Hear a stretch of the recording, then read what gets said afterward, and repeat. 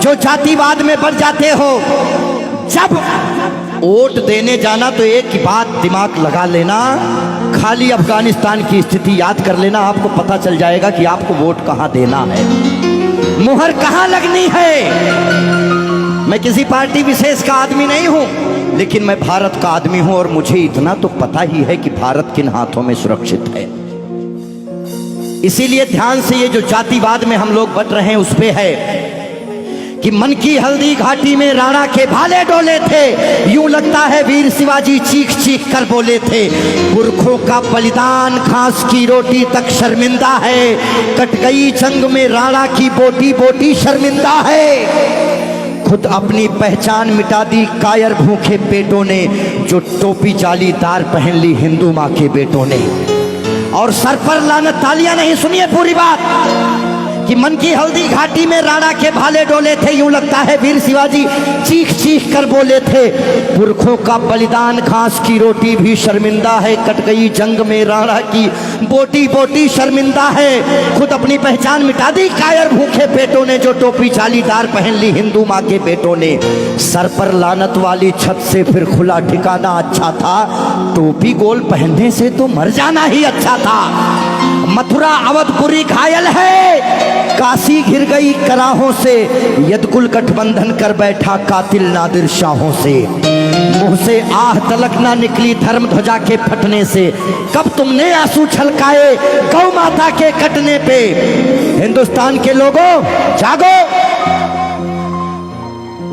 कब तुमने आंसू छलकाए गौ माता के कटने पे। जागे नहीं अगर आज हम, तो ये प्रश्न पीढ़ियां पूछेंगी। हमारे पास दो ही ऑप्शन है, या तो हम अपनी आने वाली पीढ़ियों के लिए चेतावनी बन जाएं या मिसाल बन जाएं। ना हम कश्मीरी पंडितों को भूलेंगे और ना राम भक्तों पे गोलियां चलाने वाले को भूलेंगे। ये वही भारत है, ध्यान रखिएगा, किसी बहकावे में नहीं आना है। कि कब तुमने आंसू छलकाए गौ माता के कटने पे, और जागे नहीं अगर हम, तो ये प्रश्न पीढ़ियां पूछेंगी। गन पकड़े हिंदुओं के बेटे और बुरके से लदी बेटियां पूछेंगी, बोलेंगी हे आर्य पुत्र इतना उद्धार किया होता, खतना करवाने से अच्छा हमको मार दिया होता।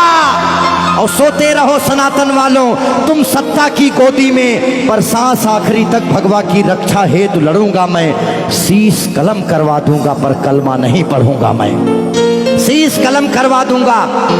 आने याद रखना, हमारे भारत में 29 राज्य हैं, जिसमें से खाली 22 राज्यों में हम लोग बहुसंख्यक हैं, बाकी अल्पसंख्यक। इसीलिए मैं भजन भी गाता हूं, मैं जागरण भी करता हूं, क्योंकि मैं भारत, मेरा चैनल कभी भी बदल सकता है। अभी देशभक्ति चल रहा है, कभी कभी कपिल शर्मा लग जाएंगे, फिर कभी आस्था लग जाएगा।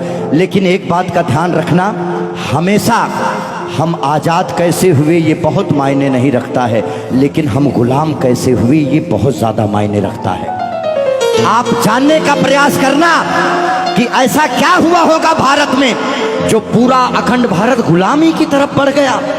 इस देश में जिनको चोर कहना था, जो मुगल भारत को लूटने आए, चाहे वो गजनी रहा हो, चाहे वो औरंगजेब, महान अकबर जिसको जिल्ले इलाही कहा गया, जिल्ले इलाही खुदा की परछाई को कहते हैं। और जो भारत के लोग अकबर को महान बताते हैं, जिल्ले इलाही, शहंशाह अकबर, जिल्ले इलाही खुदा की परछाई को कहता है। ये कौन सा जिल्ले इलाही है जो दिल्ली में महिलाओं की मंडियां लगाता है, महिलाओं की खरीदी फरोश करता है? इतनी काली परछाई कौन से जिल्ले इलाही की हो सकती है? इसीलिए आप अपने हीरोज, अपने बच्चों को बताओ कि ये देश भगत सिंह की वजह से, ये देश जियो तिवारी जनेऊधारी, चंद्रशेखर आजाद, ये देश मंगल पांडे, बुंदेले हर बोलों के मुंह हमने सुनी कहानी थी और खूब लड़ी मर्दानी वो तो। हमारे यहाँ महिलाएं घूंघट करती हैं क्योंकि यहाँ लुटेरे आए भारत में, लूटे, डोलियां लूटे, महिलाओं के साथ दुराचार किए, जिसकी वजह से उन्हें पर्दे में रखा जाने लगा। भारत के लोगों, 2022 का चुनाव आपके सर पे है। मोहर लगाने से पहले सोच लेना कि भारत वाकई में किन हाथों में महफूज है। बाकी आगे आपकी मर्जी। बोलिए भारत माता की। आइए, रोक दो भाई, इतना काफी है।